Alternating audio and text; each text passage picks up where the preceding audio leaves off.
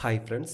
All India கோட்டாவை பொறுத்த வரைக்கும் ரிசர்வேஷன்னு பார்க்கும்போது open merit seat, OBC non creamy layer, economically weaker section, SC, ST இப்படின்னு 5 விதமாக இருக்குது. இதில் ஓபிசி நான் க்ரீமி லேயரில் ஆல் இண்டியா கோட்டாவில் ஜாயின் பண்ணுறதுக்கு எந்த ஸ்டூடெண்ட்லாம் வருவாங்க அப்படின்னு பார்த்தீங்கன்னா BC, BCM, MBC, DNC students எல்லாம் ஓபிசி நான் க்ரீமி லேயரில் வருவாங்க. இந்த ஓபிசி நான் க்ரீமி லேயரில் ஆல் இண்டியா கோட்டாவில் அது எந்த கோர்ஸாக வேணால் இருக்கலாம்.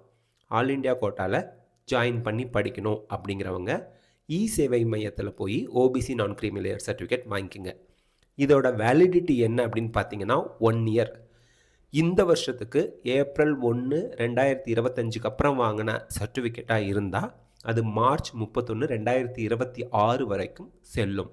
அதை வச்சு தான் நீங்கள் ஜேஇஇ, நீட், மற்ற கோர்ஸ் கியூட் இது எல்லாத்துக்குமே ஓபிசி நான் க்ரீமி லேயராக இருக்கக்கூடிய ஸ்டூடெண்ட்ஸ் அப்ளிகேஷன் போடுவீங்க. ஸோ ஓபிசி நான் க்ரீமி லேயருக்குன்னு ரிசர்வேஷன் உண்டு. தமிழ்நாட்டில் பிசி, பிசிஎம், எம்பிசி, டிஎன்சி கேட்டகரியில் வரக்கூடிய students OBC non creamy layer certificate வாங்கலாம்.